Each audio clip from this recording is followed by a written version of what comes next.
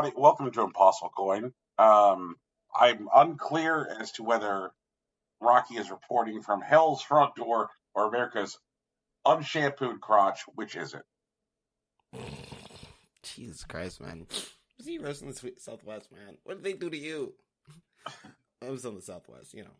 I would have gone with America's belt buckle, but you seem to have some kind of quarrel with that. How is this better? Ooh, actually, you know what? Since we're talking about unshampooed crotches, did you hear about what's been happening with these BYU kids? No, I'd like to see you land this segue, Jay Leno. Go for it. Easy peasy. So it turns out BYU, famous Mormon college, has recently had an outbreak of armpit crabs. Oh, is there more to this story?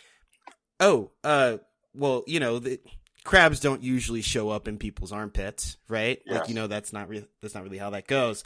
But it turns out, BYU, which brought us, soaking, apparently has an outbreak of young women with crabs in their armpits, and it just begs the question how they got there.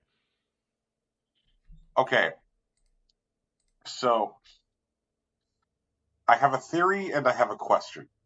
Sure. Which would you like to tackle first? Let's start with the question. What's soaking? Oh dear. Wait, are you real right now or are you fucking with me? I'm real, sir.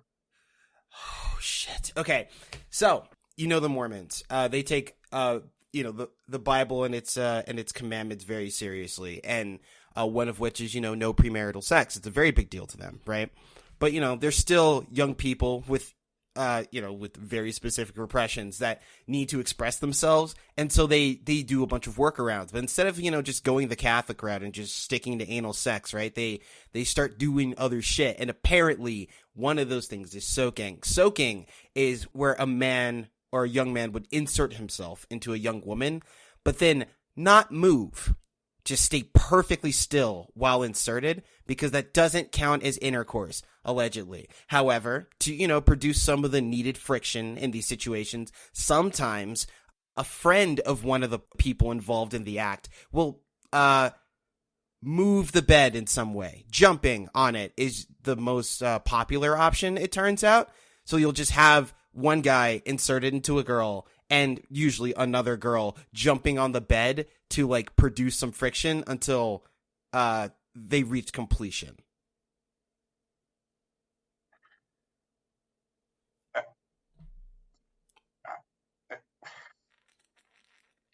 You said you had a theory.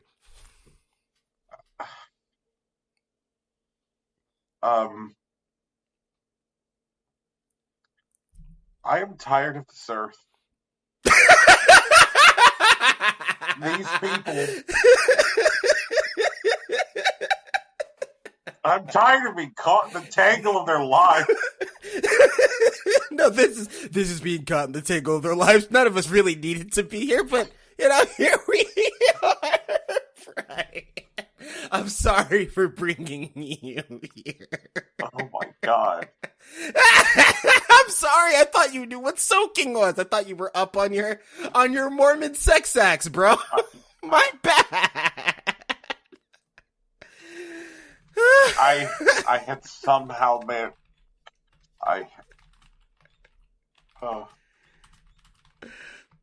No, go ahead. Finish the thought. I tired of this earth. These people. All right. I have a theory. Okay.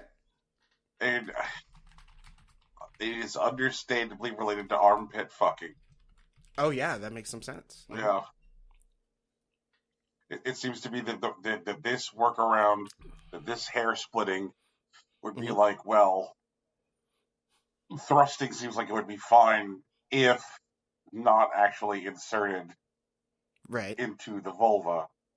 Mm-hmm. Thrust all you want in an armpit, because that's, air quote, not penetrative sex.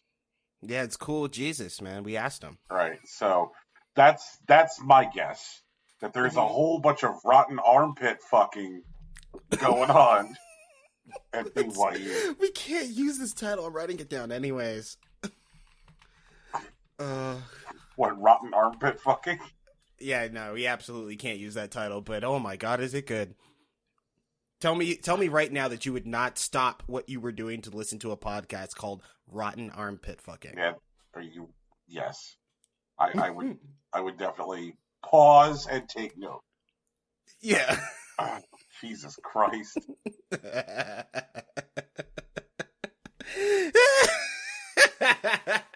But unfortunately, we are not actually a podcast about rotten armpit fucking. Instead, we're actually a podcast about video games. Why is that? Well, it's what we had in common when we started about 5 years ago. Oh, shit. Christ almighty, George. Oh, that's so good. I was gonna stick the lighting. Dude, I don't miss those. Oh my god. All right. Ah! Okay, Brian, I have some news that I'd like to discuss with you. It's not real news. It's more like, banter like news, so don't no me grites, But Marvel Snap's out. Have you seen? I Have you have. touched it? I have. Okay. I have. All right. Are you snapping? I played a little bit last night because I was like, oh shit, this is real. I guess I'm recording tomorrow. Let's see what this is about. So I played a little bit. I got like a couple of the achievements. I have a small deck. It seems fine. I'm not sure if I'm playing against bots or people because like the matches that I've been really winning really handily, and it just seems like the people are making simple decisions that don't make sense. But what are your impressions so far?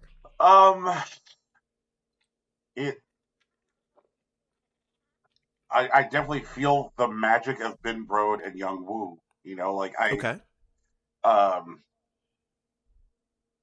definitely more I'm more immediately engaged by its whole you know 3 location, like the whole locations thing. Um, Mm-hmm. seems really really smart. It seems like a way to keep the game fresh by having that change from match to match. Sure. And because the for lack of a better description, the board space, the board shape, or the target behavior never really changes in Hearthstone or Magic. In Hearthstone or Magic, your goal is always just reduce your opponent's health to 0. Right. And that's your win condition. That's your win condition. And um and the thing that makes a person snap, it makes a person start to get good at either one of those games, either Magic or Hearthstone, is the moment that they realize oh, my health is a resource and I can expend my resource until I can't. Right. Yeah. Oh god, that sounded dangerously close to fighting game talk. I mean, that's how it works, dude. Why do you think Zangief will take those hits sometimes? It's because he knows he's got armor. Yeah. And as a result, there was stuff about the board in Hearthstone that was that never really changed. It was just always this 7x2 grid, where people were just laying out stuff, and it never offered any complexity. And Okay. the whole take these locations thing and having them randomized at the beginning of each match means that your deck construction and your card strategy in the early goings before the second or third locations are revealed is going it's going to create different kinds of player behavior. Sure. Yeah, and I like that. It's kicking parts of my card playing brain which haven't been kicked in quite some time, which is think about things in a fundamentally new way. Mm-hmm. I also like that it appears to be that the while while free to play in construction, it doesn't feel predatory. Fuck you, free to play. Yeah, we're not there yet. Yeah. And I wonder if that's just because like like this is Broden Young Woo, and it's still second dinner, which is like a relatively small outfit, and they like I guess this is one of those things where I get to talk about the halcyon early days of Hearthstone, where um those guys prioritize making like several decks that you could put together with only free cards in the core set would be top decks. Like, yeah, Mm, you could go get a Leroy Jenkins card, but it would not make you king shit. Um, sure. Yeah. yeah, like those days are gone. Um, and I just wonder if like this is a case of like game philosophy, and if like is this a thing where like as long as development is handled by um second dinner, this is like what the game will be like, or if it's like yeah, that's still their design philosophy, but they're just waiting to like reel in players before getting gross. I don't know. Like either way, it Mm, doesn't suck right now. Like yeah. it's terrible that I have to just like go like, oh, I just assume everything will be terrible eventually. But Yeah, I mean, I get that. You got to be prepared to leave. Because, I mean, otherwise, what? You're trapped? That's right. bullshit. But yeah, but thus far, it seems like pretty well done, and like I want to try and like spend more time with it, but I actually played it. Hmm. There's Brian's ringing review. I actually played it. Uh, How do you feel about, like, how, like, the card evolution thing works? I think that's pretty cool.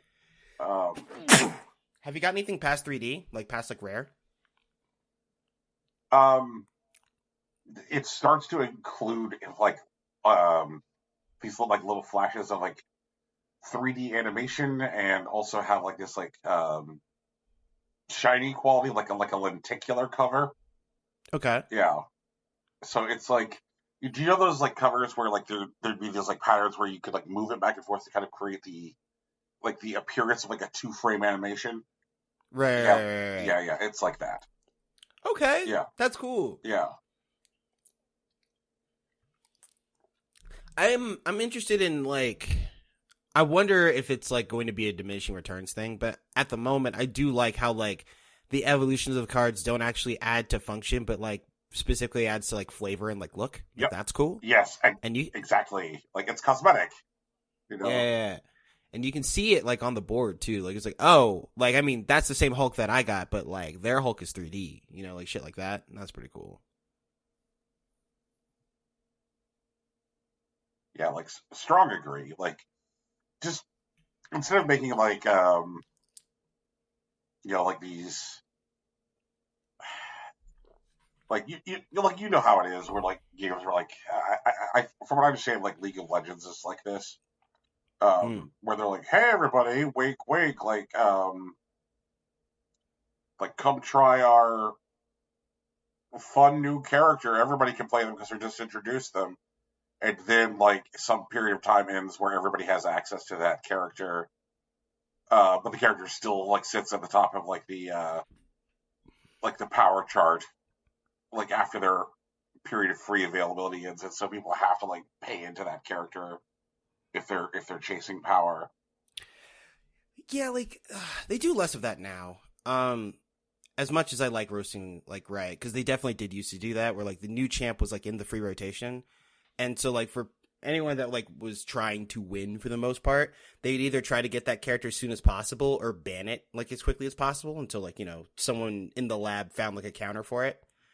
Um, but like people like who want to play the new champ, they just got to buy the new champ. But like the way that the resource management works like out of game, you usually have like enough points lying around to like buy the new champ when they come out, especially if you play consistently. It's just how it goes. Um, but I do like that, like, at this point, their strategy seems to be release a character, it's busted, let it run for like 2-3 weeks, and then nerf it to the middle. Like, that seems to be the case with most things that they do now.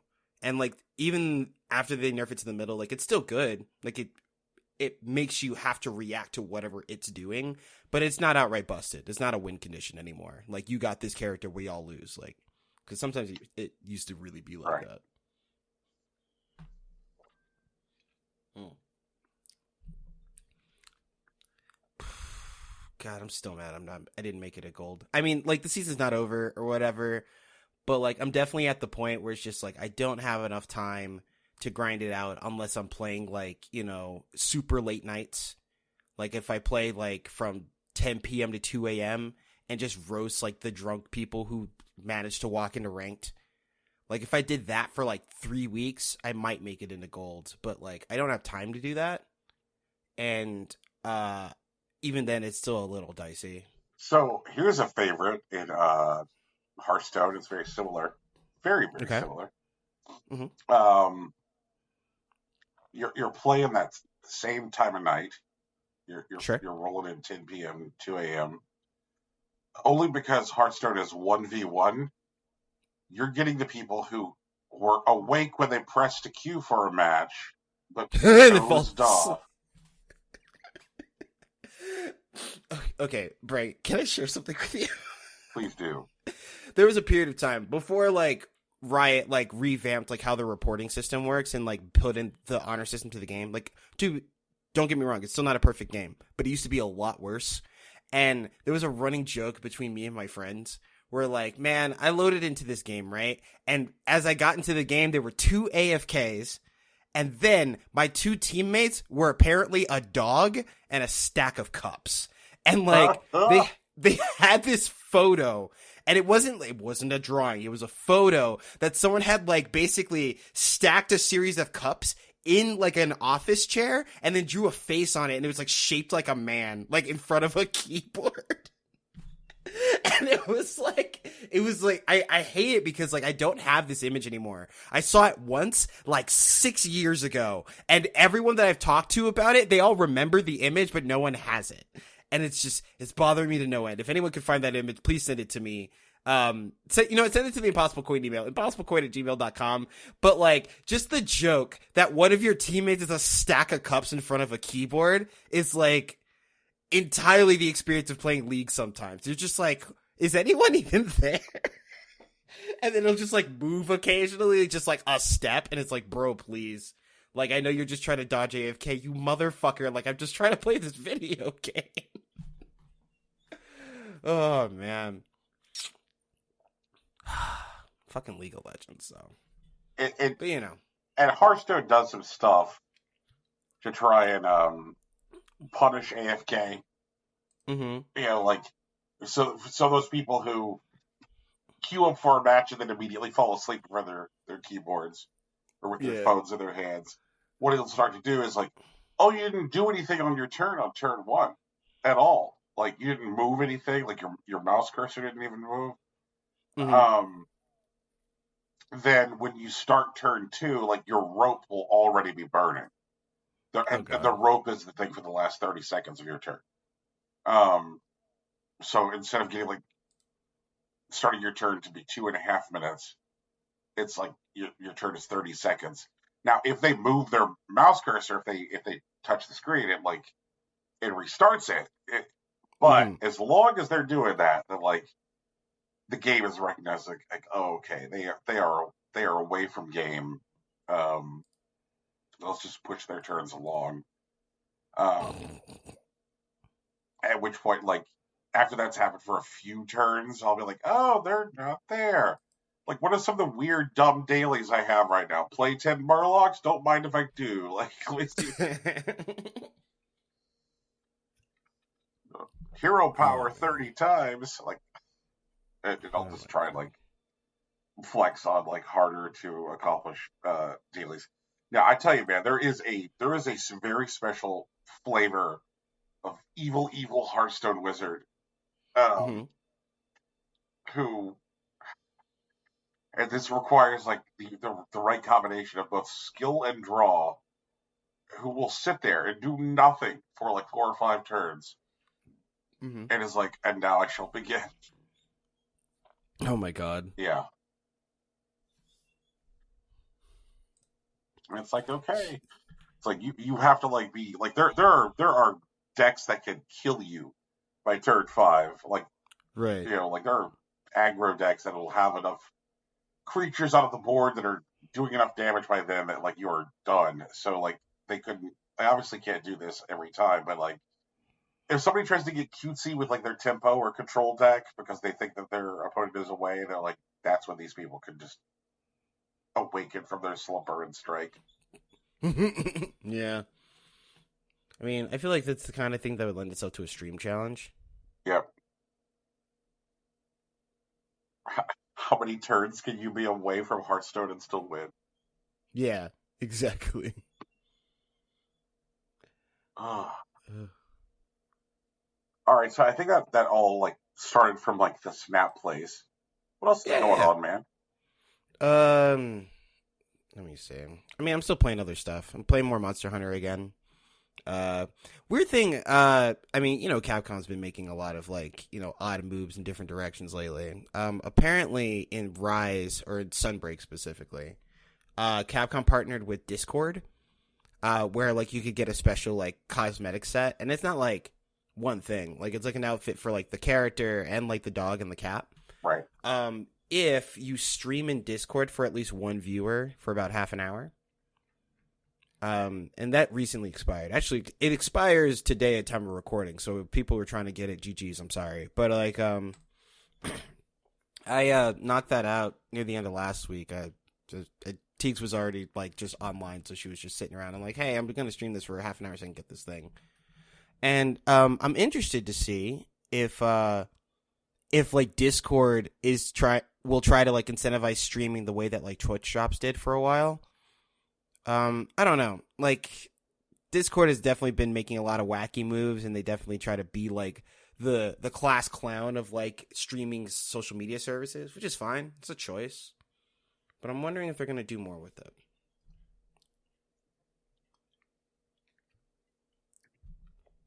Um, I saw a thing related to RE Village um, slash RE4 remake within the last week that a, a a Lady Dimitrescu Joyer, found very offensive. Uh, Okay. I kid. I did not actually find it very offensive, but a thing that I have to wonder why they did it.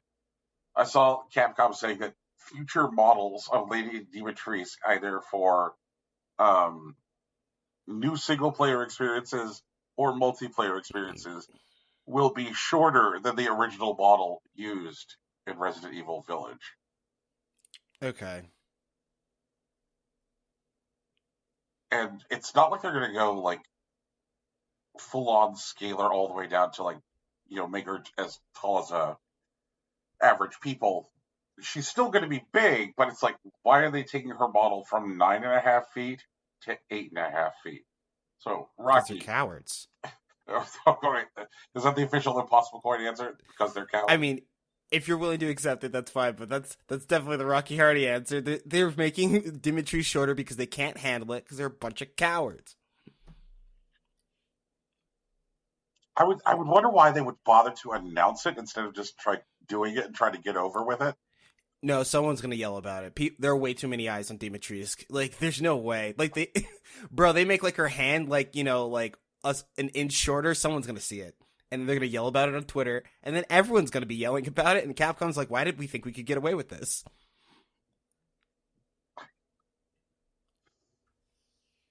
You know, I had a thought. Okay. You know how Capcom is a company which now has multiple successful video game series. Yeah. Which is like a feeling which is new to them. It's been a minute. It's been a minute Mm-hmm. since like they had like more than one iron in the fire that was like doing well.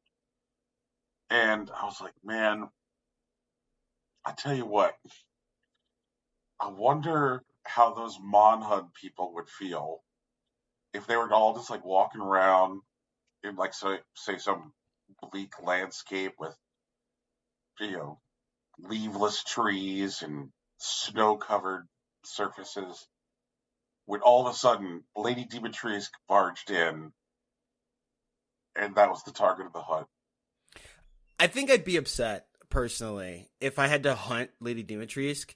But one thing that could be really cool, because like Sunbreak introduced AI companions as like partners on the hunt. So like you would like hunt a monster, and there's like a character that's like part of the story that like will just hunt along with you, and it's an AI that'll do things. Like if Lady Dimitrescu joined you as like a hunting companion, that would be sick. There would be people who would buy Monster Hunter Rise and Sunbreak just so they could hunt with Dimitrescu by their side and get these unique voice lines. They wouldn't even need to be unique voice lines, but they would make them, you know? Like, shit. Imagine fucking Lady Dimitrescu just jumping on top of a Rathalos. It's fucking clawing at the back of its neck. That's some shit she would do. Yep. You know, look, I'm sure there'd be a certain group of players who'd be more willing to get in there and just unleash that DPS, because how could they ever be hurt with Mommy by their side? True. Yeah, I feel that. Jesus. Oh, God. We here in Capcom want to let you know we're making her a foot shorter. I know. Because they're gonna yell. You know they're gonna yell. And, like, God, like Brian, do you earnestly believe that there's a world in which they made Lady Dimitrescu a foot shorter and no one noticed? Or, like, the voices didn't get loud enough to care? I mean, you're right. I mean, like, this is how people are. Like, you know, you make Stomp Mommy a little shorter. Not even a lot shorter. She's getting a foot shorter. Brian, where does it stop? Okay, like we get to 2023, she's only 7 feet tall. Like we get to 2025, and suddenly she's 5'9". Like what kind of shit is that? I mean, it's definitely important. We live in a society kind of questions, which is to say they're not actually important questions at all. No, not really. But I definitely understand why caring about them is important, because we could do that instead of other things. Jesus. Oh man. Why do it? Why do it? No, like there may be like some really important business programming reason why they have to do it, but they're not going to tell us because people aren't going to care. You know what I mean? Like it's just like, oh, we're putting Dimitrescu in this new game, and like she's 9 feet tall, but like she just starts clipping through walls, and like we can either make the entire building bigger, or we can make her a foot shorter. And it's like, bro, can't you just like animate her, like put her head down? Yeah, but that sets us back like 3 months. You know what I mean? Like it's one of those things that like they've obviously had internal talks about, and there's probably a real reason that they're doing it, but like none of them are good enough for like, you know, the fan base. You know what I mean? Like, right. None of those shits are gonna satisfy any of those people. It's like, hey, we did this so the game doesn't break. It's like, fuck it. Why are you taking Stomp Mommy from me? It's like, well, since you're gonna yell anyways, we're just telling you. We're making her a foot shorter. Do with that information what you will. You know? Like, fuck. But Mommy can't stomp! Damn it. These fucking people. It's like, and this is the part where I feel like like, and now that we're out here being like serious about it, like, yeah. I can say that, like, I'm sure that my fellow Stomp Mommy enthusiasts would say that I am not a true enjoyer, because I would shrug and say it doesn't matter. So you're saying you'd fail the purity test, and like this. You know, oh man, that, like, if Stomp Mommy being shorter means that some guy doesn't have to crunch, then I say, like, bring it on. I think that's fine. Like I think, but like here's the thing. Like, while I do think that they would, if they say, hey, we're doing this so we don't have to crunch, I think they would, you know, earn some goodwill from it, even if it was a lie, which is a whole other thing. But it would also like invite a whole new dimension of scrutiny that they probably don't want to deal with. You know what I mean? Yeah. There's probably going to be some people who like will consider this suspicious and say like, I don't actually believe that this is making the world better. You know. Yeah.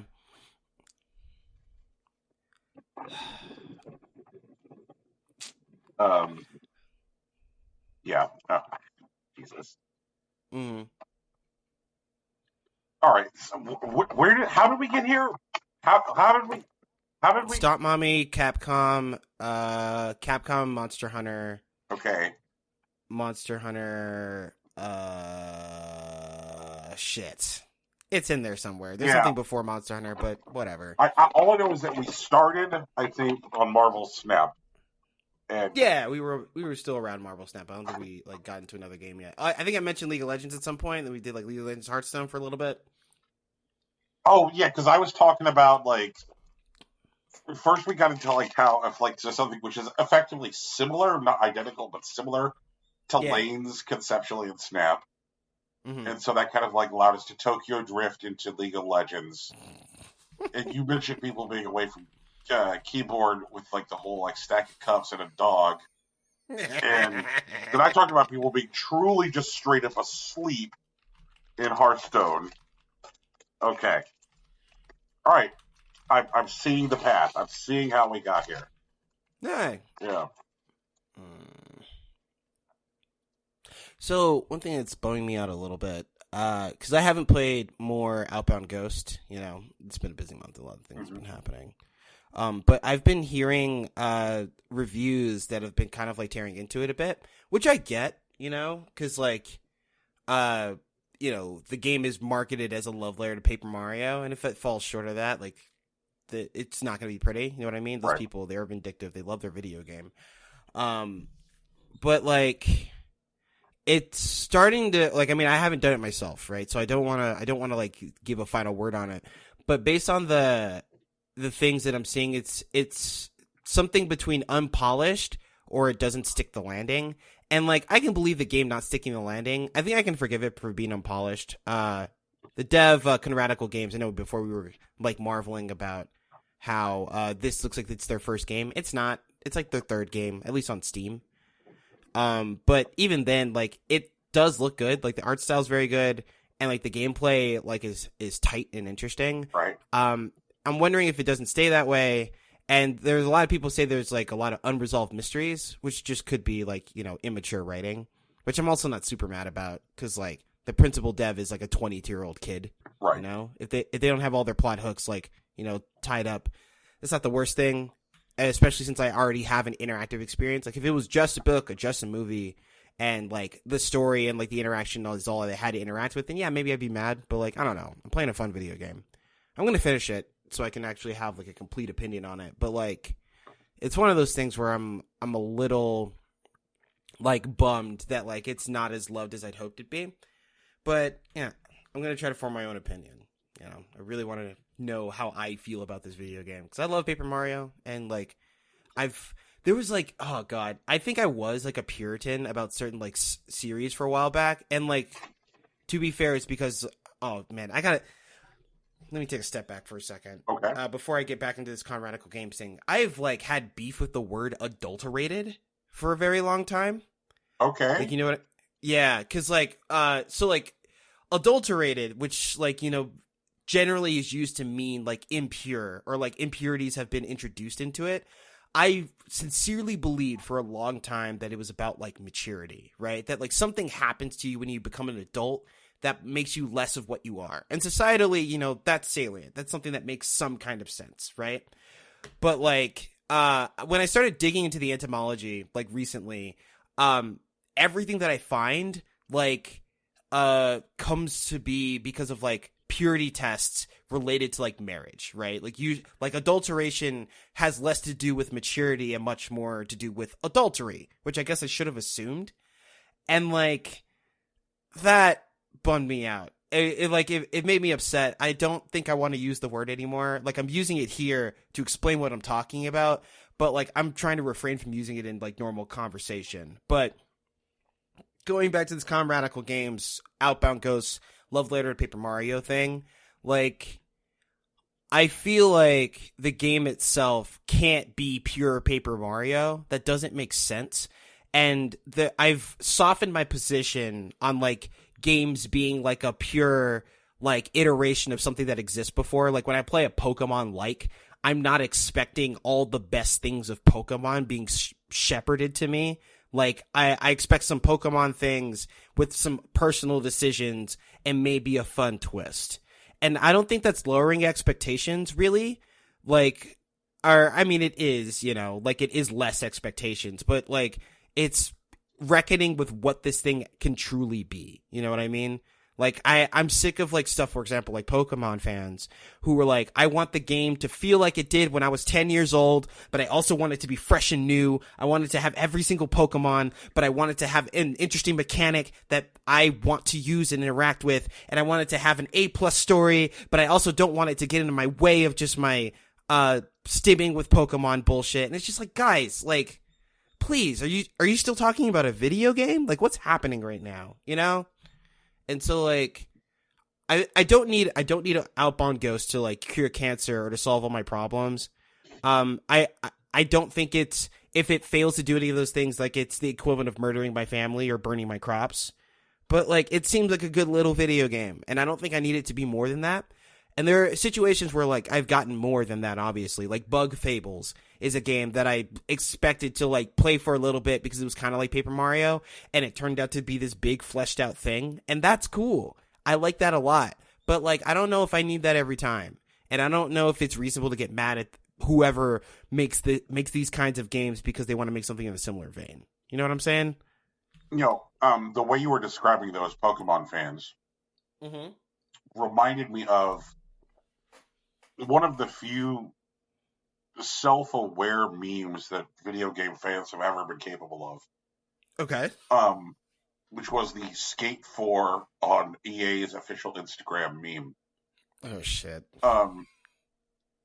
EA operates an Instagram, and video game fans were like, what if we assault EA's Instagram literally every day forever,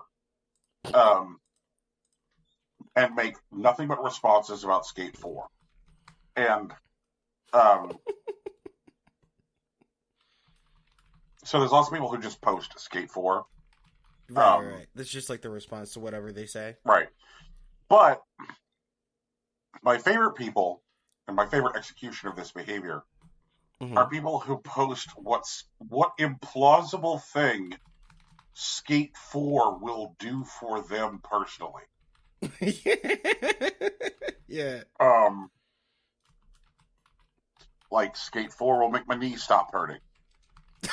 Skate, and my favorite one, my all-time favorite one, Skate 4 will make my father care. Oh, no!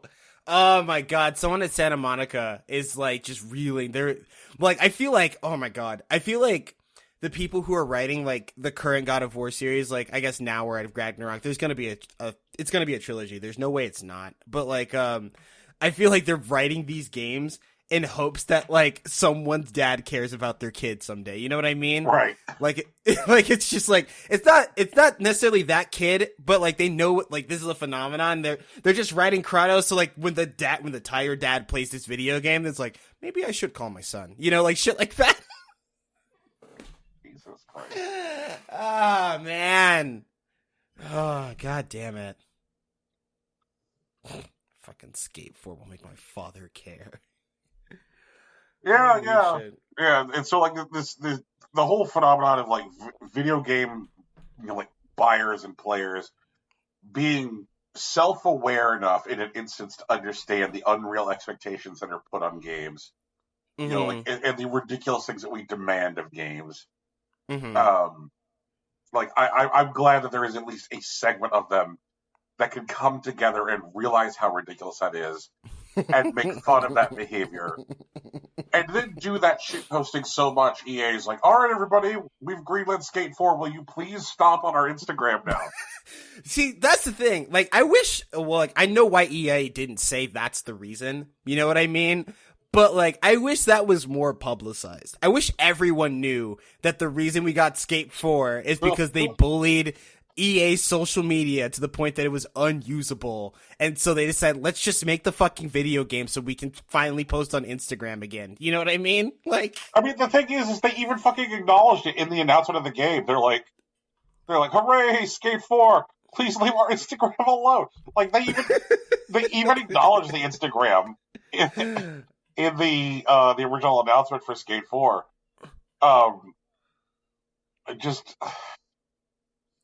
I really wonder, like, if they're aware that they've full on fucking rolled into a Morbius situation here. Like, this is where they live now. You've proven that this is possible, and now everyone's coming back for it. You know, it's very much like, I hope that when I fucking ollie off of that thing, I can shout it's Morbin time. Just, oh my god, the fucking humanity, Rocky, the humanity, like, yeah, true. Feel that.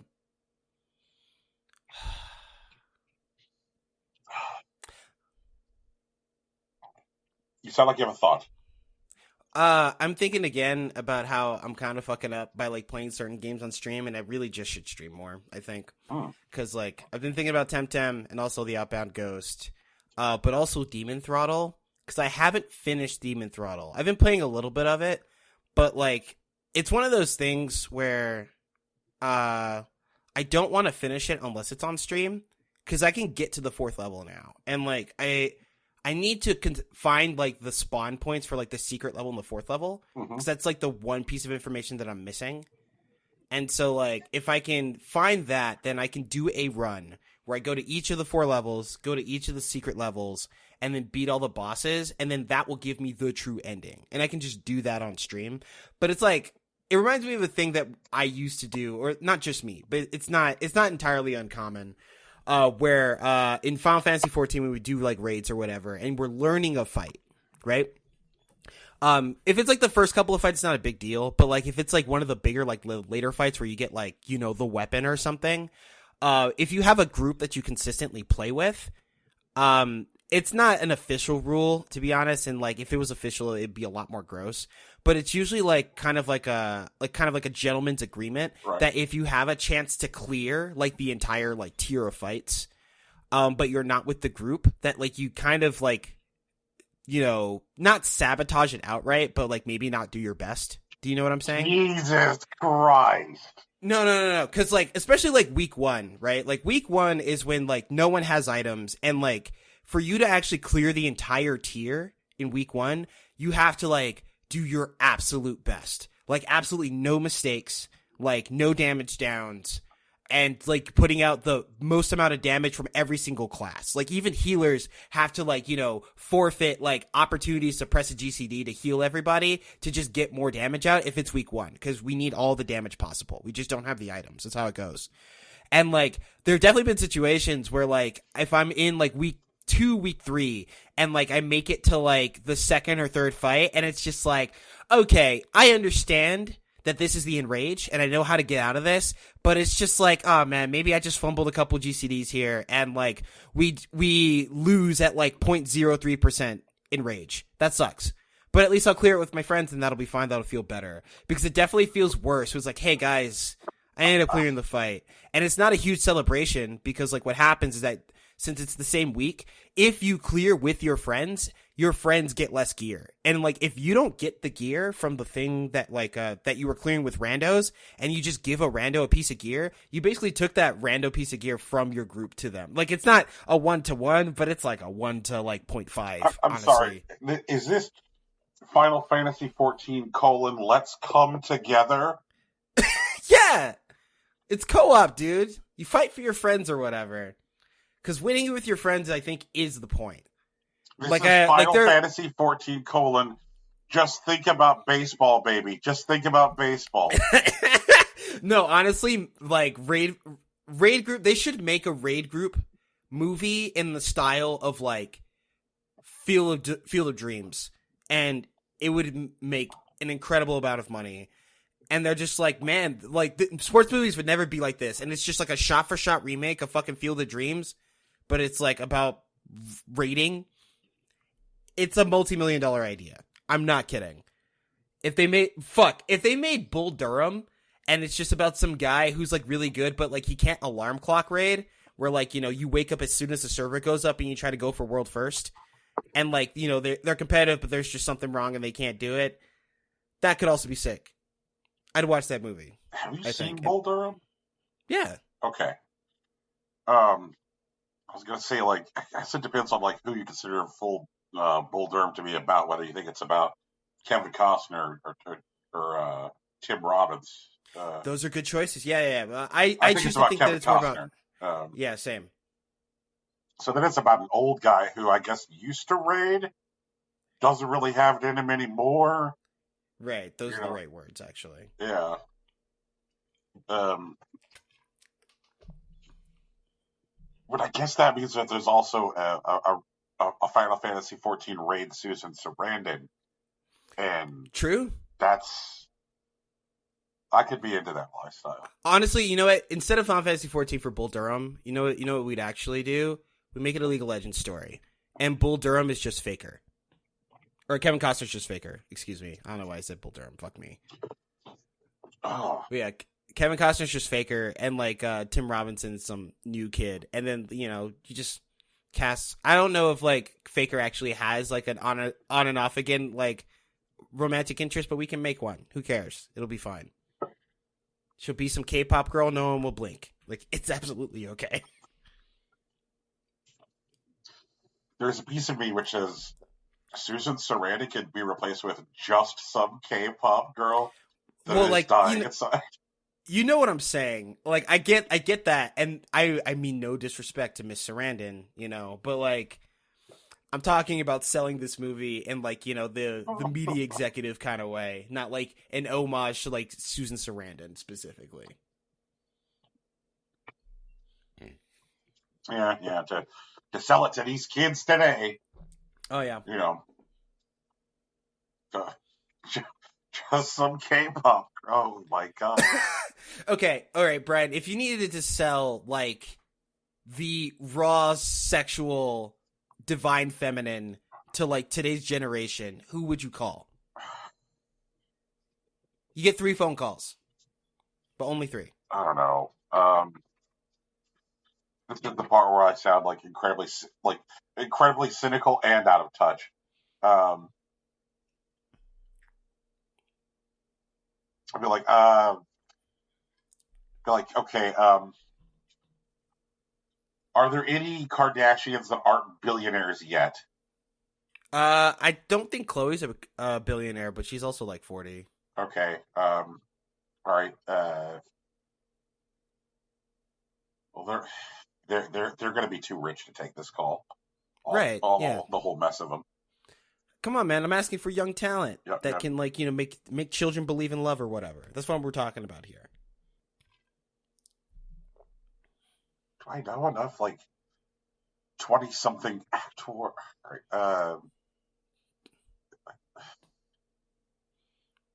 I mean, someone's gonna correct us in the comments. So, like, just don't hurt yourself about it. I don't know. Like I just like gestures with my hand. The cast of Euphoria. Just get some Euphoria. Actually, Cassie from Euphoria could actually do very well in a sports movie as like a romantic interest. I think she could. I believe that. Like yeah. I don't know all the Euphorias. I think that there's this sneezy like who's on the Euphoria? They Well, there's Zendaya. Cassie Howard's played by Sydney Sweeney. Maddie. Ooh, God. Maddie could kill, honestly. Played by Alexa Demi. And like, I would like to see the actress who portrayed Kat Hernandez in a sports movie. I think it'd be more of a choice than like like a slam dunk. But I think Barbie Ferreira has like chops that weren't properly utilized in like the second season of like Euphoria.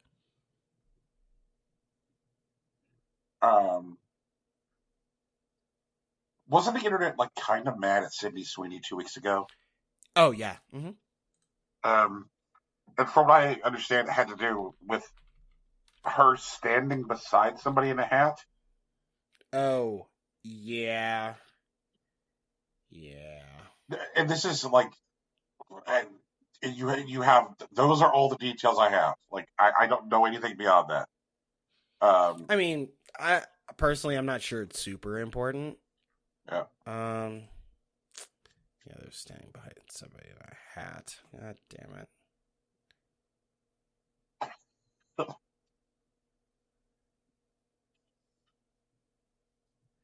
Yeah, I don't know. Also, Sydney Sweeney is apparently going to be in a Barbarella remake. Yeah. Okay. So like, I'm here. I am a guy with money, right? Like, picture me. Sure. I'm a studio executive. Okay, you're a studio executive. I Do you have a do not cigar? understand why I would greenlight Barbarella in today's climate. Okay.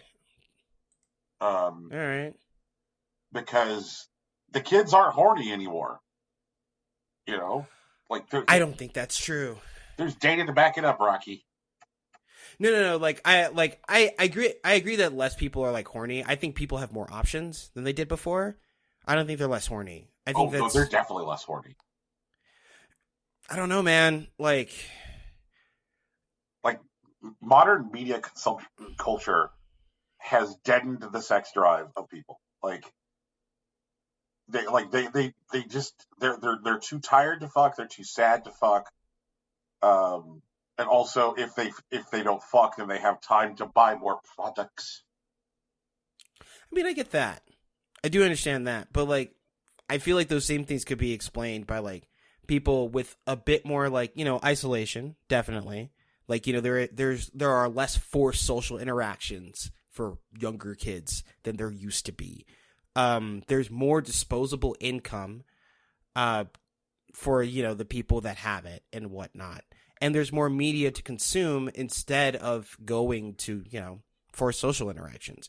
Before, you just had kids sitting in your house, and TV was becoming a thing, especially in the 90s. But before that, it's just no, go outside, go to the park, go to the What's fucking weird local. is you say that, but Okay. decade over decade, TV has actually been losing its grip on culture. I feel like cable and TV shouldn't be synonymous here. Because I mean, I in present day, I would substitute TV with or I would make TV inclusive of say YouTube and TikTok, Instagram. I feel like those are under the same umbrella because they accomplish the same goals.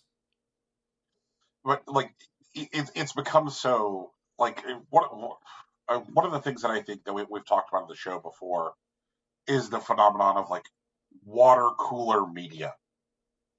The idea that a piece of media, whether it be a movie or a TV show or a video game, is the kind of thing that in a work environment with people who you just barely know because all you are is a professional colleague with them.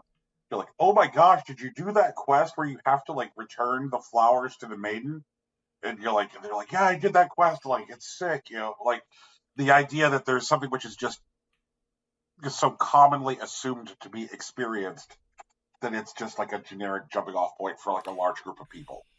No, I get that. That was Halo 2 specifically, probably, and also Skyrim in a lot of ways. Yeah, actually, The Sopranos, Skyrim, fucking Sopranos, yeah, Fallout, yeah, Fallout, maybe Fallout 3, Game of Thrones, something where you could just at the time that it was happening, contemporaneously assume this person is likely also consuming it, but in an increasingly fractured media culture where media is fighting over increasingly smaller audiences, with their more and more niche targeting, the the the the the pieces of media which are large and represent monoculture are are increasingly few, and the ones that are left which are monoculture are these large sexless things, which is where I'm getting to the idea of society being less horny.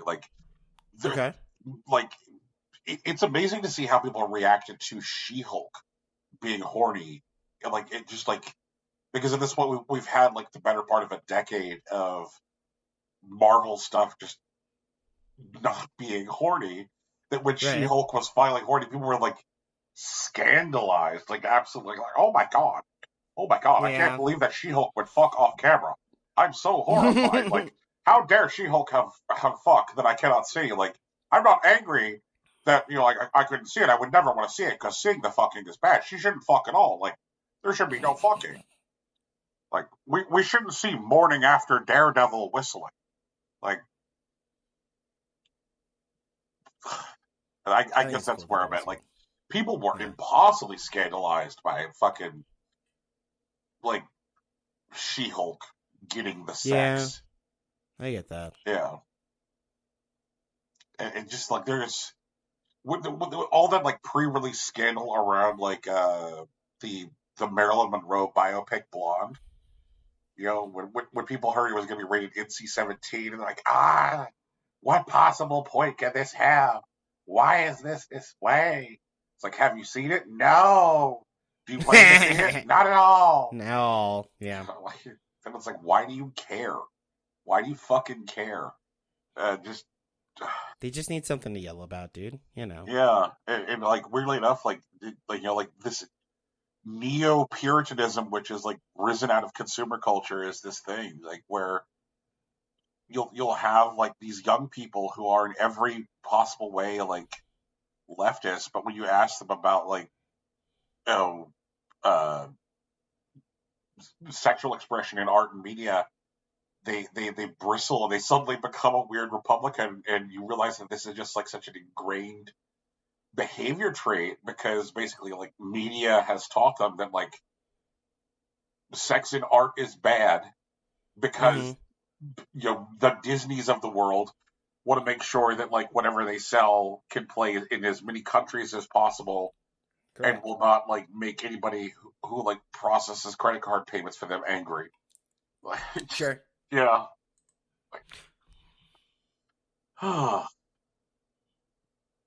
That felt like a weird speech to stumble into, but Nah, it's fine. yeah. Don't worry about it. Hmm. But you don't believe that like the world is less horny. No, I don't. I would love to hear about this because it's, as they say, the opposing perspective. So like Sure. Yeah. I don't think the world's less horny. I just don't think it needs to be snuck into mainstream culture anymore because there's space for it now. Right? Like, I agree that like popular media is less horny, but I don't think that's because the people are. And like, I don't even think it's because like, businesses are more interested in shying away from it. I just think like if you're horny and that's what you want to deal with, like it's much easier to sate that need than it ever has been, to the point that popular media doesn't have a need or possibly even a real benefit in servicing it, right? Like, I mean, we have things where we live in a world where OnlyFans is a part of popular conversation, and it's things that like shock jocks joke about, but like anyone can just go on to OnlyFans, pay $10 and get the rocks off. And even if you don't want to pay the $10, you hang out on the free sites that are everywhere. Like fucking Pornhub is one of the most popular like websites on the planet. So like they don't need to insert racy scenes okay, into movies and whatnot, I and like risk like dealing with like censorship or like fucking up their bag in certain okay, countries because like these dudes because it's already out there. It's service. It's not worth the risk. But people are definitely okay, horny. okay. Or I have thoughts.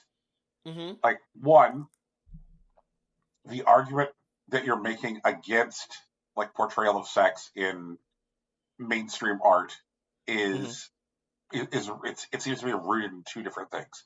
Okay. One is the idea that like that it exists in mainstream art as like as a function of need. That the idea that the portrayal of um, As opposed to expression. Yeah, yeah, like yeah.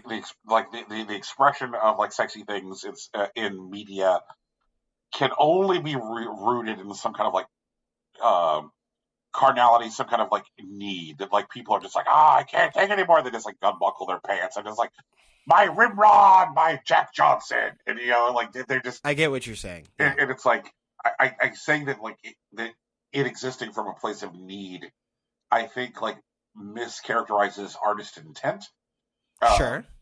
and that like there's lots of reasons to have it there, and I would kind of like point to two different like foods that can be served to you. Like one is I could serve to you a plate of bacon, Rocky, Mm-hmm. and if I serve you a plate of bacon, then it is only bacon, and the only thing that can really be about is like that, the bacon. Like let's say Sure. I haven't even like seasoned it. Like I didn't do anything in the pan. Okay. There's no maple on it. There's no sriracha. It is just bacon ass bacon Sure. straight from the butcher. I fried it. It's now in front of me. It's just Right. fucking bacon. Mm-hmm. But I can also put a bacon cheeseburger in front of you, and like bacon is a component of it. Bacon adds to the flavor profile. I But understand what you're saying. okay, and so like this is what I'm getting at. It is like the idea that like that that eroticism can add to media. It can be a contributory um ingredient. That it's not necessarily like the extent that something like just because She-Hulk was horny doesn't mean Mm-hmm. that She-Hulk was only horny. Correct. Right. But I guess what I'm saying is that, like, for example, if you want to make like an erotic work, or even like a work that includes erotica, like, I don't, like, Disney doesn't have to say yes to it because they don't have to, and that's their business, whatever. But also, like, if you just want to make the erotica, like, you don't need Disney to do it, right? Like, the tools to like proliferate that art exist in your hands, and you can just definitely put it wherever you want to. And like I Okay, and but I this notion that like the idea that like the democratization of art, like okay, I think is like is for one thing I think a false idea, because like one is that it's built upon the idea that like, oh well, you don't need like a major company to do X because you could just make it yourself. Like you could fucking hang up a sheet in your bedroom, shine a light from behind you, and make a shadow play with your hard weeder. Like, well, I could do that, but uh-huh, unlike Disney or unlike Warner or unlike NBC Universal, I don't have like large mechanisms for distribution.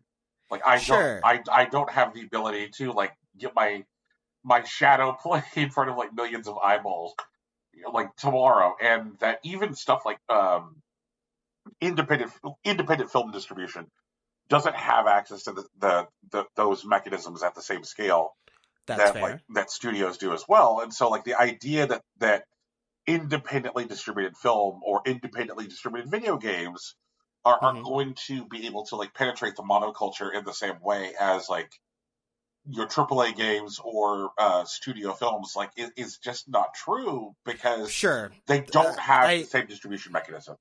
I have no such illusions. Right. What are we talking about right now? So what we're saying is that if something can only exist in like fringe art or outsider art because they don't have access to the same distribution mechanisms, it denormalizes that behavior and takes it out from the mainstream. Okay. And so then what we're saying is that like because things like say um, healthy sexuality are like never like the like characters don't even really kiss in film anymore. And the reason that Correct. characters don't even kiss in film is because there are countries that have rules about like when characters can kiss in movies. Like it's Right. like That's oh true. yeah, and because Disney is going for max distribution, like you're like kissing has become just as hard to come by as like say a sex scene. And so like when you have no portrayals of like uh sexuality um, in cinema and like your romantic relationships in your like largest media franchise honestly just come across like no difference than like a bromance or platonic relationship, then Okay. what does that really do for as far as like people's like understanding of acceptability in media? Like there are people who are not going to go hunt down independent film or hunt down independent games, and like the idea that like a decision which has been made out of like maximizing profit is now going to dictate what they think should be part of like a mainstream conversation or is something which is acceptable. Like, oh, okay, yeah, like no, all portrayal of sex in cinema is bad. And it's like, yeah, no, you believe that because you've had 12 straight years of fucking nothing but Marvel, and Sure. and so now like if people hold hands and do a kissing in a movie like that, like I saw someone like describing seeing characters on screen kissing, making them uncomfortable. They're like, I had to look away. I'm like, Jesus That's a Christ, choice, man. like that. Some I'm people like, live the other way, man. yeah, but I just, I have to wonder if like this is a combination of like two things at once. Like one, theaters are dying, everybody. They are. And Okay. so like you go to a Yeah, that's theater true. and it'll be like 16 screens and like 8 of those screens will be like whatever the most recent Marvel picture is because they know they can get butts and seats there. Mm-hmm. And the other things are like a combination of, uh, you know, some combination thereof of like family friendly franchises, which are on their third or fourth iteration. Um, I don't know, man. Like, I don't know. Like, I think that it has. I think that I think that economic desperation, doom scrolling, and Marvel have led to an increasingly less horny society. But Okay. you don't think so? But I don't think so. No. yeah. Mm-mm. Well, But I don't know. I I maybe unconsciously or not, I definitely surround myself with mostly horny people, with the exception, I guess, Tegan.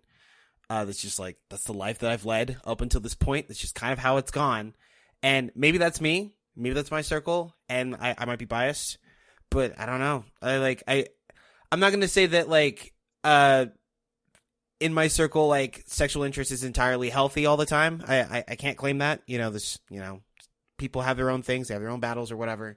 But like, as far as I can tell, horniness is still here to stay. I think it's just showing up in different places. I agree that there are definitely Disney households that like, everyone just listens to Taylor Swift and you watch whatever Disney movie is out, and so you grow up without like healthy sexual depictions of any kind. Really, that's definitely true. But like, I feel like there's an entirely secondary market, at least in the United States, that where people who don't have those global considerations end up interacting with stuff that suffices their needs or piques their interest or allows them to be curious in ways that are healthy.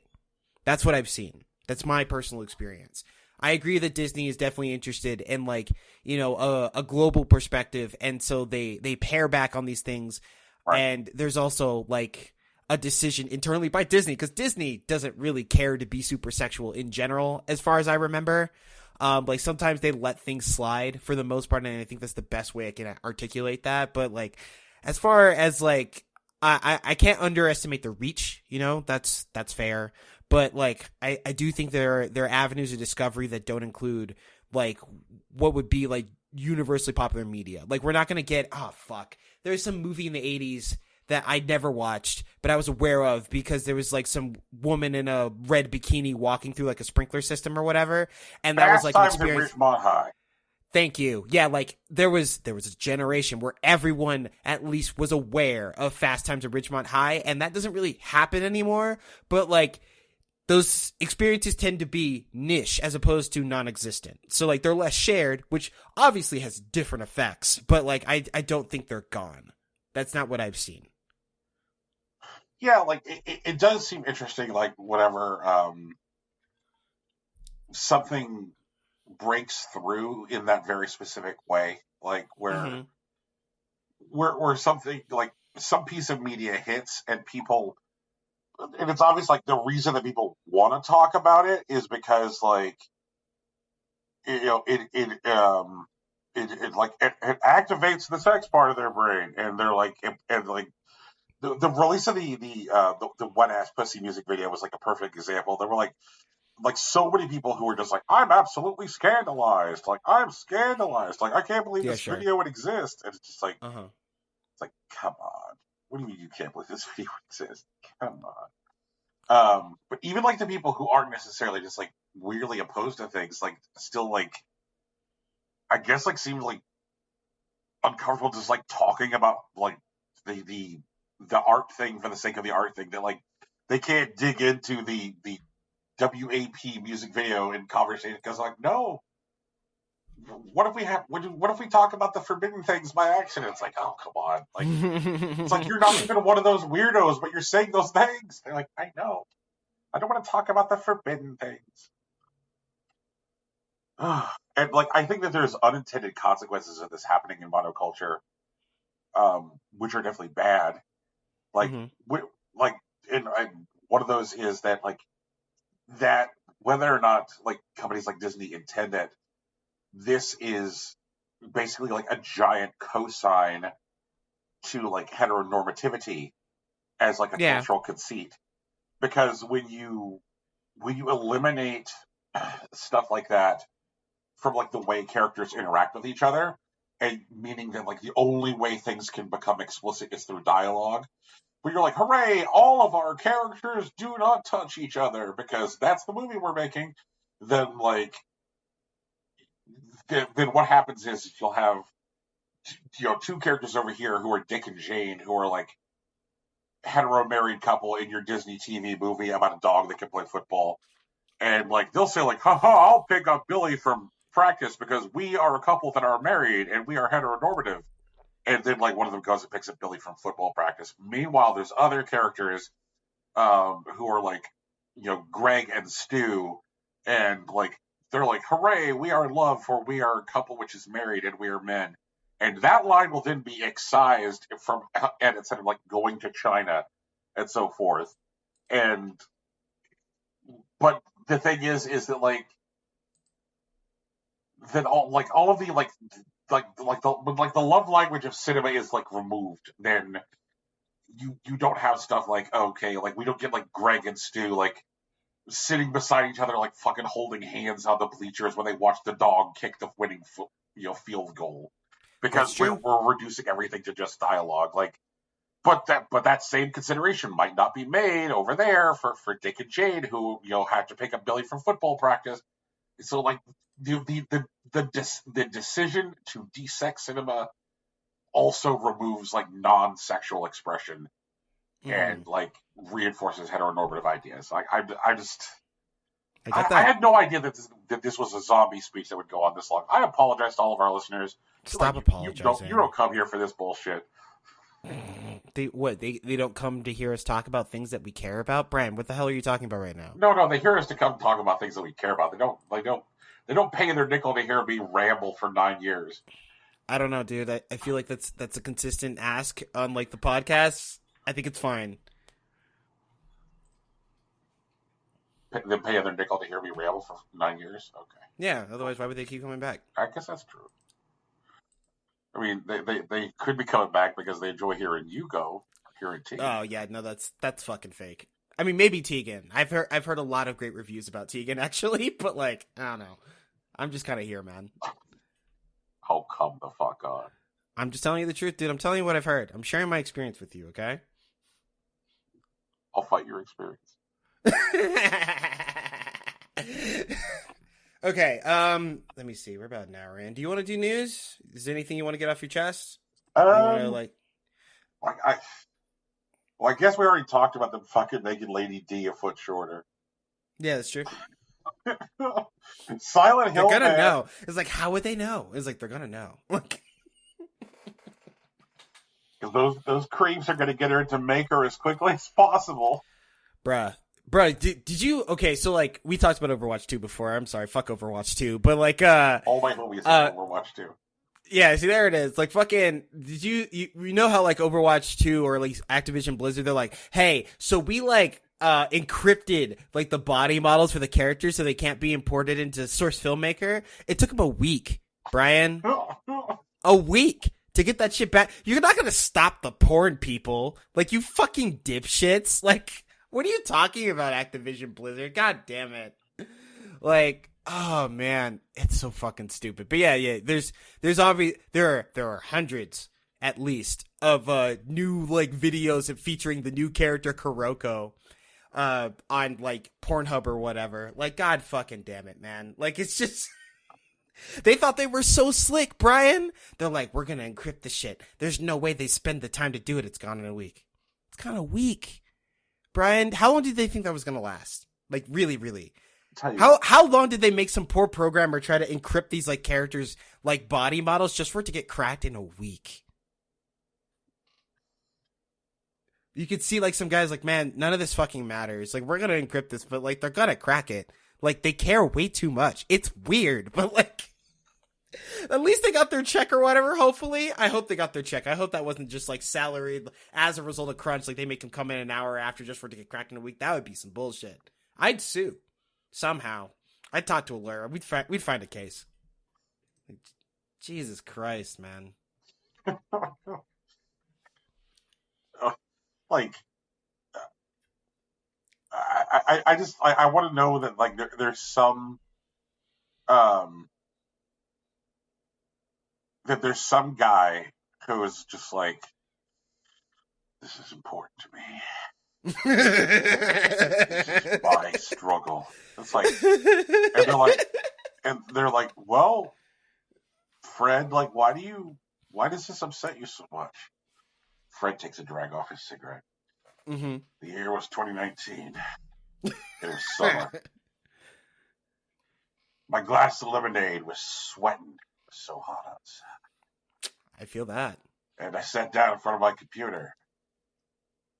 And I accidentally typed Winston twice into my browser. Oh no, twice? You accidentally typed it twice? Whatever. You know, it happens to the best of us, I guess. Whatever. I didn't know that what that would produce is Winston on Winston. Oh God. And here we are. And I knew at that moment, when I saw Winston on Winston and all those fucking bananas, that I had to take a stand. I had to stop it. I had to stop it. No one wants to see Tracer trace the inside of Tracer's thigh. There's definitely a market for that. Like, come on now. So I had to stop all of this Overwatch self-on-self expression. Oh my God. And now they've broken it.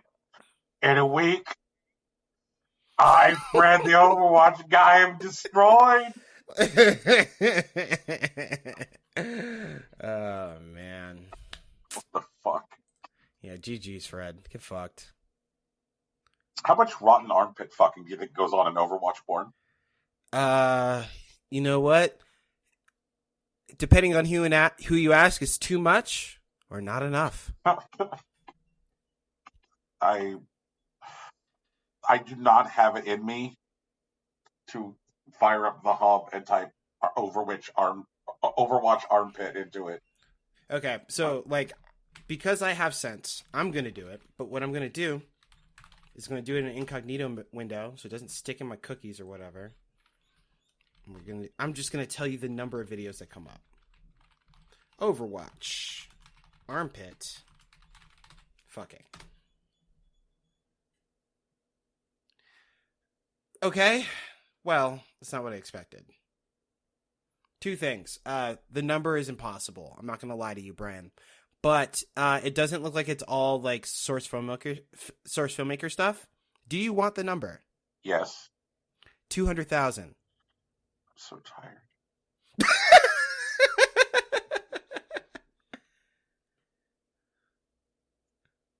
Oh. Okay. Well, I hope that there are Overwatch videos which feature people dressed up in little Overwatch outfits, and that some of them feature them sticking their business in people's armpits. Honestly, I'm on this first page, and like, while there are definitely Overwatch cosplays and some source filmmaker stuff, all the armpit fucking seems to not involve Overwatch characters.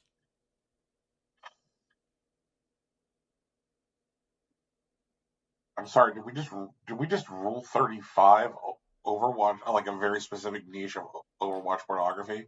Oh, 34, but yes, we did. Well, no. Rule 34 is that if it's out there, it exists. Okay. 35 is if it does not, and you discover it, you are then obligated to make it. Oh, fuck. Is that really? Give me a second. I'm going to cross-reference this. Yep. Nope. If there is no porn of it, porn will be made of it. Yeah, that's 35. Yeah. All right. My bad. So, I think that makes us progenitors, potentially. Here comes I wonder if they'll reference us in the annals of history. Those are clearly the annals of history.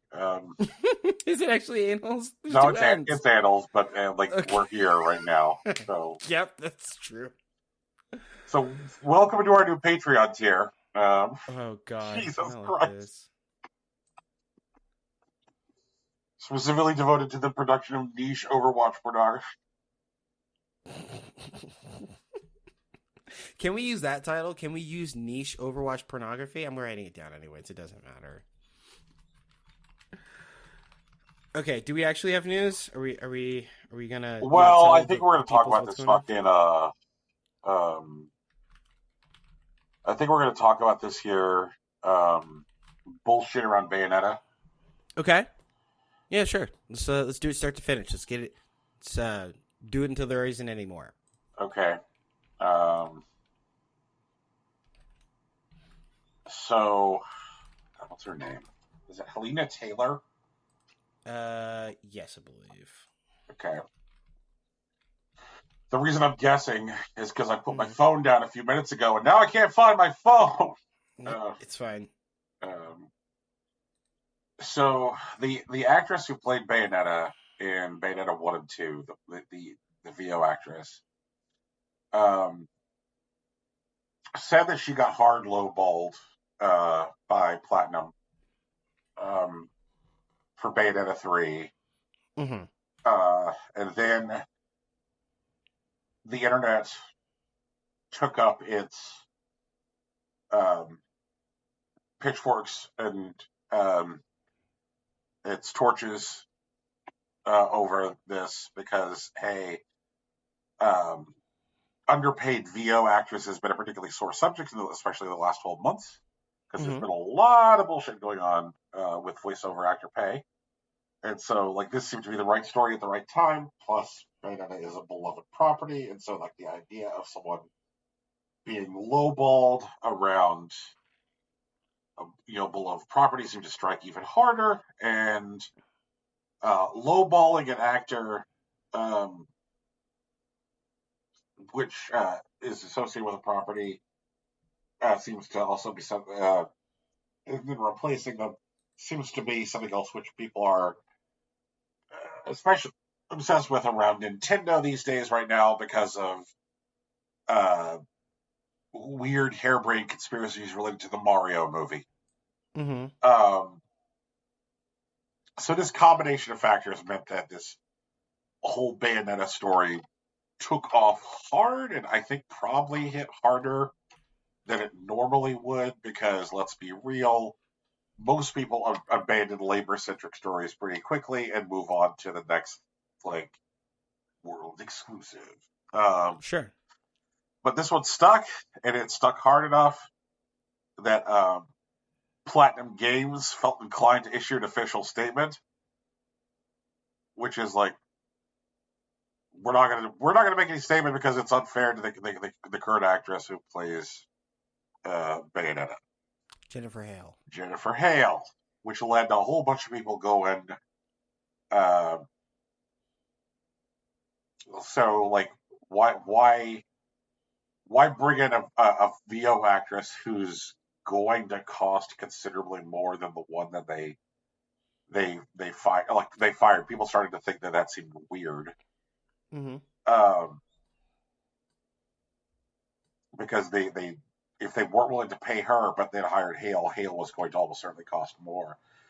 Then it comes out that Platinum offered Helena Taylor between $4,000 and $5,000 per session for the Mm-hmm. recording, but that what Taylor was looking for um, was six figures up front and profit sharing on the back end for the Mm-hmm. game.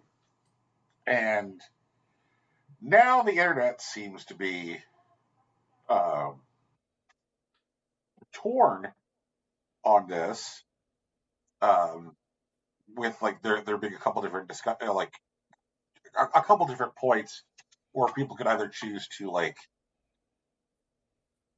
stay with Helena Taylor or part ways with her on her course of action. Mm-hmm. Um, one being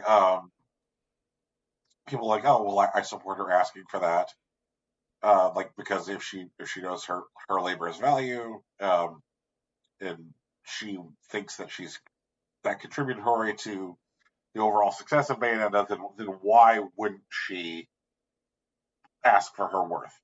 and I'm there now. Where it starts to, I guess, get stickier is, um, should she have publicly misrepresented what the offer from Platinum was? Um, and I'm not a big fan of misrepresenting what the offer from Platinum was. Sure. Yeah, like I'm all for her. Like saying if she wants six figures up front and she wants profit sharing on the back end, she is more than entitled to ask for that because she again she knows her labor's value. Like she does not have to like make available her labor for less than what she's willing to like give up for it. Like Mm-hmm. that's fine. But deciding that like, oh, like I probably won't have as many people sympathetic to me in a public way if I don't make the offer sound considerably worse. That's that's the tough part. Like I actually think that might overall like doing that like hurt the recent struggles of like voice actors to like gain sympathy. Like so like there are going to be voice actors who are not in as high profile a situation as she is, Mm-hmm. who are taking labor action, and now people are going to throw this around as an example of like quote spoiled voice actors. Sure. So what are your thoughts? Um, personally, I don't have any beef with Helena Taylor. Like, even, honestly, even if she, like, misrepresented the initial offer from Platinum Games, like, even though it's, like, competitive given, like, the scope of, like, voice acting as a whole, I don't think that's great a place to compare in the first place because, like, voice actors get regularly screwed on, like, the amount of numbers that we've seen. Like, we saw with the JJK Zero movie that like the English dub actors received triple digits, like $300 for dubbing the whole movie for a movie that made $30 million around the world. Like that's bullshit. You know what I mean? So like if we're comparing like what's happening with Helena Taylor to like an industry that is capable of that, I don't think that's reasonable. And like I don't really care for it. I do think that Helena's choice, if it is what she actually did, which I'm not even sure of, was to misrepresent the initial offer from Platinum Games. It doesn't sound good, right? Like even if it's like good compared to the industry, like we're talking about Bayonetta. Like this is Bayonetta. Her name's on the fucking box or whatever. She plays a titular character, and like I don't know if the game or like the series has made $450 million before merchandise. I don't have those numbers. Platinum / Nintendo were very secretive about those to begin with. But, even if they were like comparable or even close, like I think her asking for the amount of money that she asked for isn't really weird, personally. Like I think it's something that Nintendo didn't want to play, or Platinum Games didn't want to pay, which is, a different conversation. And so like if those negotiations break down, that's fair. But also she broke NDA to do this, right? And so like she's basically burning her bridges in the industry. And if she's doing it to just be dramatic, then whatever. Fine. Sometimes actors are dramatic. I can't get wrapped in it if it doesn't actually hurt people. This isn't, what's that dude's name? Ezra Johnson? The kid who plays Flash? Oh, fuck. Yeah, like, it's not one of those. So, like, I don't feel the need to be personally involved if it's just dramatic, But, like, I do know that the industry fucks over voice actors all over the world. I do know that. And if one of them wants to get uppity about it, I think Platinum Games using them as an example to, like, put them down to, like, avoid further criticism is bullshit. Like, I don't think it's meaningful. I think it's shenanigans because I know what really goes on back there. And you're not going to trick me because I've been paying attention. There's plenty of people who haven't been paying attention and they hear this, like, pipe up and then pipe down. They're like, oh, I guess it was just noise, and they'll move on with their lives. But it's not going to be me. I'm not one of those. So, like, Helena Taylor, I think, was still getting screwed, even if she was offered $20,000 for her 5 sessions, which is good in the industry, but the industry's fucked anyways. I think she should have fought for every penny that she could have got from them. And negotiations break down. That's unfortunate. Sometimes that happens. Yeah, like I just, it's one of those like,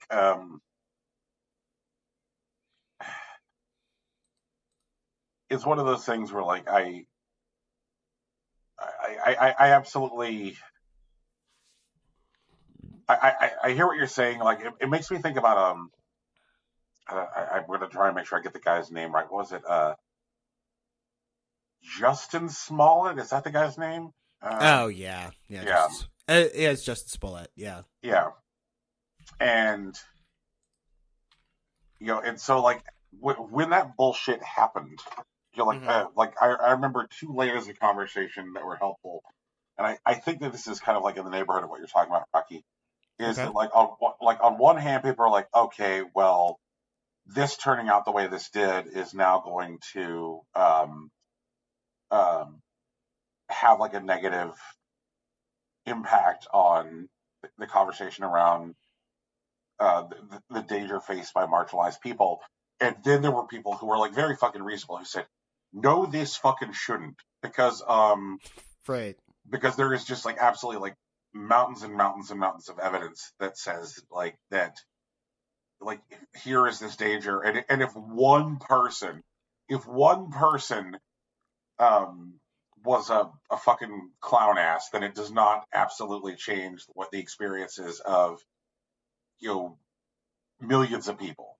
And Yeah, but like if Helena Taylor lied about her offer from Platinum, it does not change the fact that like voice actors everywhere are absolutely taken for granted and taken advantage mm-hmm. of. Yeah, it's just confirmation bias, right? Like the whole like like suburban mom autism scare of like the early aughts, where it was just like it's like vaccines cause autism, and then like it's like well I have thousands of studies that say that they don't, and one study that says that they do, and they take the one study and they're like I knew it, like shit like that. Like that's all it is. Like these people are confirming their bias so that they can sit on their hands and do nothing. That's what they want to do. Because, if Helena Taylor is correct, even if she lied, it means that people have to do something. Otherwise, Platinum Games is going to keep doing the shit. And, instead of, doing anything, they'd prefer to live in a world where, like, they're absolved of any action and they can just watch, like, the chips fall and continue to play their video game. I get that. I understand their position. I think it's bullshit, but I understand what they're thinking and why they're doing it. Yep.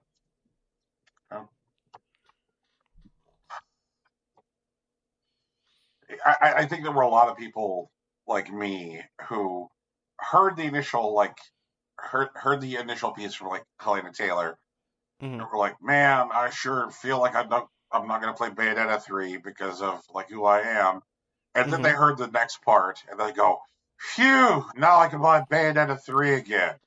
Right. Like Yeah. I think that it feels like there was a piece of this which was leftist self absolution. Mm-hmm. And I guess thankfully I was exempt because at no point was I was like, well, I I feel fine with it again. Like I never got there. It's a shame because I really did want to play Bayonetta 3 like a Yeah. lot. Mm-hmm. Um, in fact, I even think I said on the show like, you know what game I still looking forward to? Bayonetta 3. Bayonetta 3. No, I remember that. I remember hitting this news and I was like, oh man, Brian's really gonna hate this. Yeah, Actually. yeah. Which I guess comes back to like where I'm at right now. Yeah. Yeah, is this episode a downer? Have I made this episode a downer? No, we're okay. Okay. I do want to talk about something. It's a sad story because that's our bread and butter. But I want to challenge you with this one. So just hear me out on it, okay? The story is that Comcast is shutting down G4 TV, right?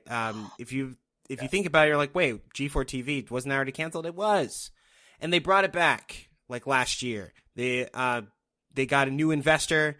That was willing to, shepherd it and produce, and there was a lot of money involved, and people were really excited with like the boom of streaming, and once they found out how much money is in it, and like, hey, we could run a network off of that kind of money. So they called the old gang together, and they they decided to like give it a shot and whatnot, and Comcast decided we're not going to continue.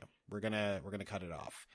The initial news was broken by Deadline after they got an internal memo announcing the closure that was written by Dave Scott, who's the CEO of Comcast Spectacor division. Ironically, that breaking of the news, which I think initially happened on Twitter, is the way a lot of people who were currently involved with G4 TV found out that they did not have jobs anymore. Yup. In the memo, which was meant to be sent out to G4 TV employees, Scott said that G4 TV has struggled to gain traction and failed to achieve, quote, sustainable financial results, whatever that means. He went on to say, this is certainly not what we hoped for, and, as a result, we have made the very difficult decision to discontinue G4's operations, effective immediately. I know this is disappointing news, and I'm disappointed, too. I want to thank you and everyone on the G4 team for the hard work and commitment to the network. He goes on to say, our human resources team is reaching out to you to provide you with support, discuss other opportunities that may be available, and answer any questions you may have. Again, this is a memo that became public on Twitter before the G4 TV employees saw it. But I do want to talk about this because I like the idea of G4 TV. I think having essentially, if it turns out to be something like an ESPN for gamers, or even something closer to like Discovery Channel, where they dig into various stories and just be a source of information for people who are interested in video games, is also meaningful. But I want to know, is there a meaningful place or a situation that would lend itself to a video game network? And if so, what do you think that might look like? Okay, so I think that so here's the real answer. Here's the answer that everyone is gonna fucking hate. Okay. In order to have a successful video game network, you're gonna have to devote 12 to 16 hours a day to tutorial television. That's true. Yeah. And this is because if you look at like major video game websites, a lot of the bread and butter, a lot of the things that actually draws the clicks for like large scale video game websites is either tutorial / walkthrough content or general informational content like the Giant Bomb Encyclopedia. People are drawn by walkthroughs, a la Game Facts. People are drawn through general informational media like the Giant Bomb Encyclopedia. And so you have to reflect that, which I think means that like a lot of your video game channel actually feels more like the fishing channel, Sure. where you've got like the guy sitting out there in the fucking dinghy and is like, all right, today we're going after red-snouted muskie. And when you're going after red-snouted muskie, you have to use these lures here, which have the flyweights. You have to. And make sure that you wait a full half hour before throwing your lure after turning off your motor, because otherwise they're still too suspicious. Like tutorial content is huge on fishing television. Like, that's yes, true. Like Fishing Channel has a lot of like, like the air competitions. Like if you want to watch fishing competitions, that certainly happens on the Fishing Channel. But like a huge amount of content per day is essentially walkthroughs. And that's what video game television has to do. Video game television needs to embrace it for like a good 2/3 of their content. I think that makes sense. But also, and correct me if I'm wrong, because I might be. I've done it before, but like I don't think that's what happened with, say, like the MLB network, right? Like when the MLB network started, which I think was in the aughts. I can't remember if it was like 2001 or 2009, which is a big gap. I'm sorry, but like, they basically just like reported stats. That's where like you could go and like turn on the channel and either see a game already in progress or catch up on what's happened over the course of the day. Like, I feel like if there was like a video game TV channel that like embraced like the esports model, you know, and they I obviously that would require more work because you'd have to service like various regions at once. Like you'd have to service EU, you'd have to service NA, and you'd have to service like JP, if not like KR, like simultaneously, which obviously costs more money and it's harder to do. Um, but like I feel like if they just like leaned into esports and then they did like fluff pieces along with like paid advertisement, which are essentially just like trailers plus like someone talking positively about something that's coming out, I think that could also work. I know that's not what G4 TV was doing. They were doing a lot more personality focused stuff like talk shows and whatever, and like I don't know if that was really going to work. I think that part of the thing is that like video games at this point are such a absolutely just like broad stroke that when you say like, well, what kind of content are you producing as a channel, and you say video games, like Sure. that means that could mean dozens of different things. Like That's that fair. Yeah, that makes sense. um and for a viewer, that might not even be enough to tell them that they want to tune in. But like, Mm-hmm. if I told you that the History Channel was airing a 5 night miniseries that was going to talk about the first 100 years of Nintendo as a company, covering 20 years in each episode, would you tune in that week? Maybe. Yeah, because that's like it's a hell of a lot more focused description, and like so I think that a place where video games could conceivably break in is not so much on its own channel where it's just like where the description is video games the channel, but Sure. if video games is inserting itself into other places, into other like into other content pipelines Mm-hmm. by being the video game version of the thing Right. that it is like being like, okay, like here's video game history related content, or here's video game competition related content, or Mm-hmm. um, like I am sure that something like Bravo could absolutely have success with like a video game cosplay show. I mean, Um, I'm actually really interested in the Bravo show that just like covers the Kim Kardashian game. yeah, yeah, like, and that's the thing is that like I think it's all about placement, and I think it's all about like putting any new content in places where you have the potential of catching new viewers who are like, oh well, like I'm a History Channel viewer, and so like whether this was going to be like some guy walking around a battlefield or um, some other dude talking about like the rise of Detroit Motors, I was going to be here as long as it's something that is old and already happened. So this guy talking about how this playing card company turned transformed into the world's preeminent like video game powerhouse. I'll be here because it's old and stuff. Like when you make it the video game channel, you don't have like an ancillary interest to pivot off of and capture new viewers. That's fair. Yeah. Yeah. Um, which means that you have to pad it out with like the video game content everyone needs, which is tutorials and walkthroughs.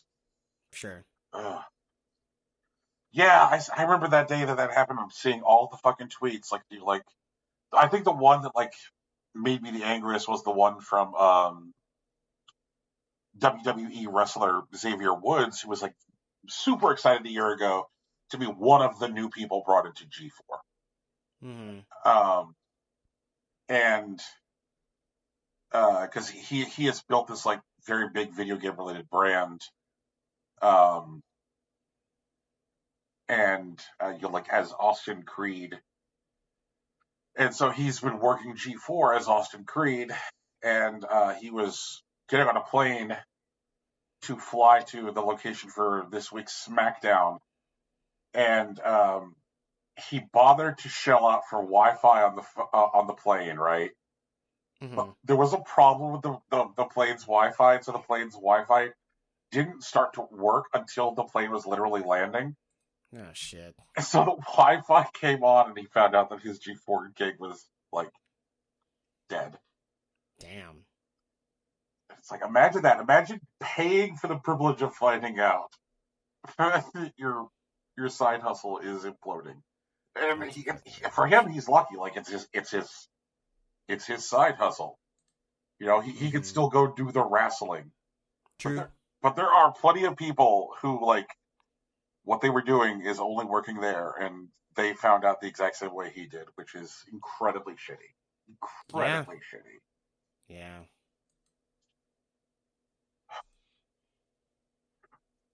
It makes me like I am so glad I don't work for former employer here, because former employer here got a 10-year grant from the state of Arizona to offset some of the wages that they paid in my state.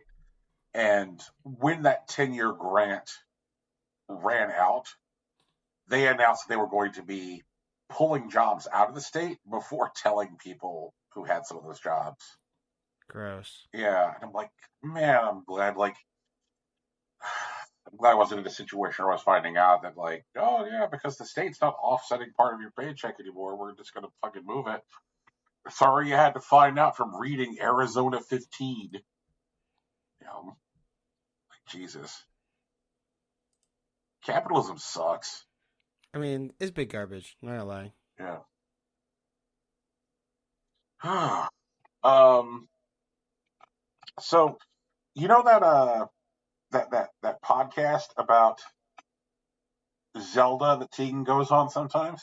Yeah, yeah, yeah. Call the Wild. Yep. Isn't it Chat of the Wild? You know what it is, Chat of the Wild. Sorry, guys. Okay. And it's important that we get the name of that podcast right because thank you, new patron, Chat of the Wild. Oh, hey. Yeah. Yeah, shout outs, guys. Yeah. So I wanted to thank our new patron, I which is do want that to ask, podcast. just real quick, just as a clarifying detail here, because of the show that we've had so far. Um, what tier are they? Uh, actually, no, don't tell me now. We'll talk about it later. Actually, I don't know if you know what I'm asking, but it's fine. Continue. I'm gonna cut Oh this no, out. no, they're not doing that. Okay. Only I one just wanted to person make sure. does that. Yeah, I know that's true. Yeah. And shout outs to Tuan Castillo, who does that. Now I can't cut it out, you bastard. Whatever, it's fine. um, but yeah, you know, it feels like a good time to also thank Oscar Garcia, our kid Yeah. brother, Big Sach, Mm. who I saw him getting called out as a thing that brings folks joy on Twitter, where people were like, you know, when I hear that Big Sach theme hit, you know, Yeah. yeah, and I was like, yeah, I'm like that was a good feel. That was a good feel. That was dopamine for Brian at the right time. Mm. And um, thanks to Joe Spiro, thanks to Stu Templeton. I feel like it's been a minute since we've had an episode where we've had people come on and tell us what's what. We should have one of those episodes where somebody comes on and hangs out. That could be fun. Yeah. Like, how long has it been since we've had on either the show's dad, the show's son, or the show's VR cousin? It's definitely been a little bit. Yeah, like is Stu the show's VR cousin or the show's VR uncle? Like, what is? I think Uncle makes more sense. Okay, he's Yeah. he's the show's VR uncle. All right. I mean, he's probably your cousin, but like he's our uncle. Okay. You All right. There we go. Wait, if he's your uncle, wouldn't that he be? You know what? Fuck it. Like, it just. know? Yeah. He's virtually related. He's the VR. Mm-hmm. And thank you to Sighard Albrecht, aka the premier waifuologist. Shout out to Sig. Yo, if I find out that they're making some paladin jewelry for that Final Fantasy 14 Kickstarter, I'm gonna hit you up. I know you can hear me. I know you're here. Fucking Sig. Gotta love Sig. You know, like, Rocky, that just makes you sound like the world's most aggressive medium. Yeah, a little bit. I know you can hear me. I know you're here. So I definitely enjoy Rocky Hardy, aggressive media.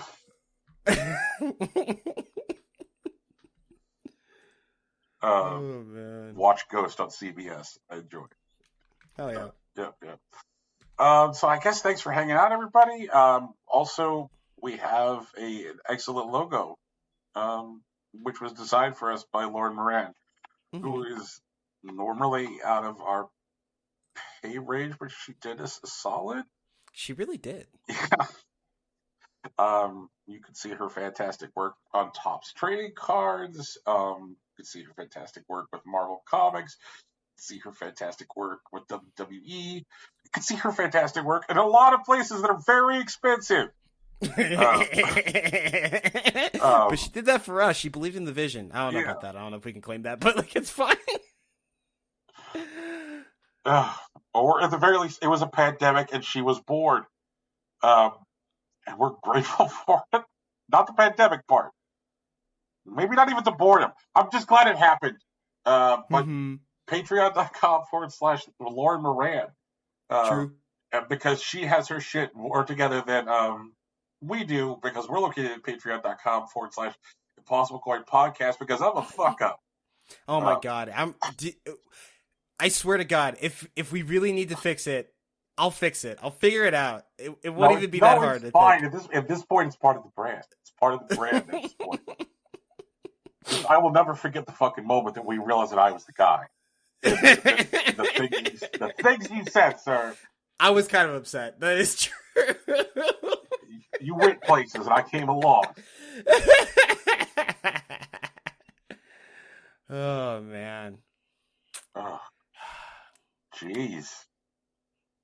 So yeah, check us out wherever you get your podcasts. You know, tell your friends and whatnot. This is Impossible Coin. All right, Rocky, has this been a podcast? Yeah, it feels like a podcast. Cool. All right, then I guess on that note, I will say peace. You suck.